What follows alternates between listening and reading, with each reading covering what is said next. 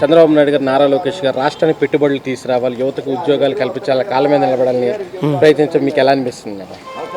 చాలా చాలా సంతోషంగా ఉందండి. గత 5 సంవత్సరాలలో కనీసం ఒక్క కంపెనీ కూడా అసలు పెట్టుబడి పెడతామని ఆంధ్ర వైపు చూసిన దాఖలాలు లేవు. ఒక్క కంపెనీ కూడా ఇంటర్నేషనల్ లెవెల్లో ఉన్నవండి, ఇండియా లెవెల్లో ఉన్నవండి, ఒక కంపెనీ కూడా ఆంధ్రప్రదేశ్ రాష్ట్రానికి తొంగి కూడా చూడాలి. అలాంటిది మన కూటమి ప్రభుత్వం అధికారంలోకి వచ్చాక చంద్రబాబు నాయుడు గారు కృషి వల్ల, లోకేష్ బాబు గారు కృషి వల్ల కొన్ని వందల కోట్లు పెట్టడానికి, కొన్ని వేల కోట్లు, వందలు కాదు కొన్ని వేల కోట్లు పెట్టడానికి కంపెనీలు ఇంట్రెస్ట్ చూపిస్తున్నాయి. నిజంగా దానికి మా పరాకాష్ట గూగుల్.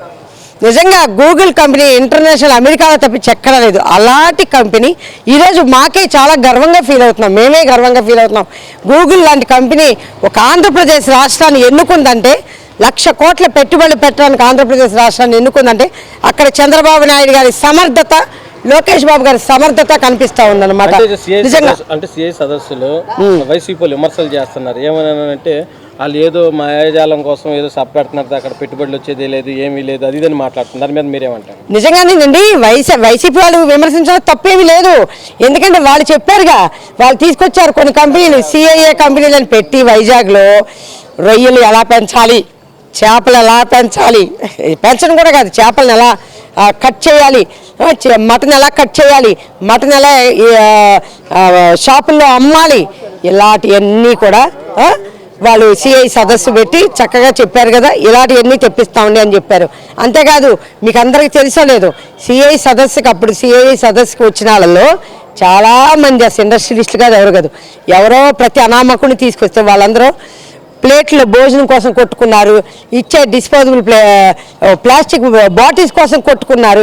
అంత చీప్ మనుషులు తీసుకొచ్చి వీళ్ళతోనే సదస్సు అని చెప్పేసి, వీళ్ళకి ఇండస్ట్రియలిస్ట్ అని చెప్పేసి వైకాపా వాళ్ళు చేసి చూపించారన్నమాట. ఎందుకంటే చికెన్ షాపులు ఎలా పెట్టాలో, మటన్ షాపులు ఎలా పెట్టాలో, రొయ్యల షాపులు ఎలా పెట్టాలో, బార్బర్ షాపులు ఎలా పెట్టాలో, యువతకు ఉద్యోగాలు బార్బర్ షాపులు లేవాలి, చికెన్ షాపులు లేవాలి, మటన్ షాపులు లేవాలని చెప్పి వాళ్ళు చేశారు. వాళ్ళకి ఈరోజు ఇన్ని లక్షల కోట్ల పెట్టుబడులు వస్తున్నాయంటే ఆంధ్రప్రదేశ్ రాష్ట్రానికి తట్టుకోలేకపోతున్నారు. విమర్శలు చేస్తారు, ఖచ్చితంగా చేస్తారు.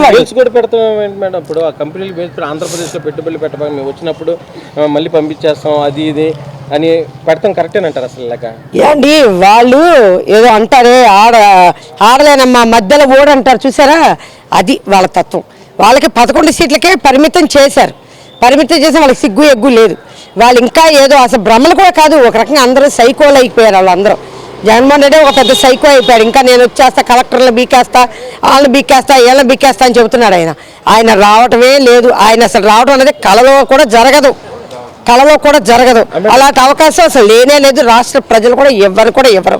కానీ వాళ్ళు ఏదో మేము వస్తే కంపెనీలు తీసేస్తాం, అదంటాం ఇదంటాం ఏదో ప్రగల్భాలు పలుకుతా ఇష్టం వచ్చి వాగుతుంటే వాళ్ళ అమాయకత్వం అనుకోవాలో లేకపోతే వాళ్ళ సైకోతత్వం చూసి మేమందరం నవ్వుకుంటున్నాం. మేడం 2014 నుంచి రాష్ట్ర ప్రజలందరూ నవ్వుకుంటున్నారు. అంటే 2014, 2019 అప్పుడు కూడా సిఐ సదస్సు జరిగినప్పుడు జగన్మోహన్ రెడ్డి ఇదే పెట్టుబడులప్పుడు ధర్నా చేశారు. మళ్ళీ పెట్టుబడులు టయానికి మళ్ళీ ధర్నాలు చేస్తున్నారు. అంటే రాష్ట్రానికి వీళ్ళు పెట్టుబడులు పెట్టి డెవలప్మెంట్ చేసే టయానికి ఇలాంటి ధర్నాలు చేయడంపై మీ అభిప్రాయం ఏంటి?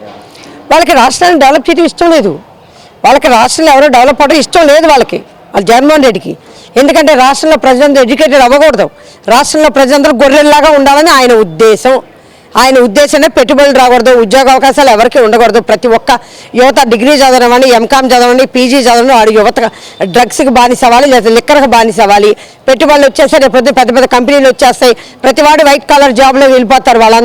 వాళ్ళందరికీ తెలివితేటలు పెరిగి ప్రతిదీ మంచి చెడు తెలిసిపోతుంది. వాళ్ళకి విచక్షణ జ్ఞానం ఆల్రెడీ వచ్చేస్తుంది. బాగా వచ్చేసాక వాళ్ళే నిర్ణయించుకుంటారు ఏది మంచి ఏది చెడు అనేది. అలా ఎందుకు ఉంచాలి? ప్రజల్ని మబ్బులో ఉంచాలి. ప్రజల్ని ఎప్పుడు మత్తులో ఉంచాలి. ప్రజల్ని ఎప్పుడు కూడా ఒక డ్రగ్స్కి అడిక్ట్ చేసేయాలి. యువతను అసలు నిర్వీర్యం చేయాలి. ఇది వాళ్ళ కాన్సెప్ట్. అలాంటప్పుడు వాళ్ళు అలాగే ధర్నాలు చేస్తారు.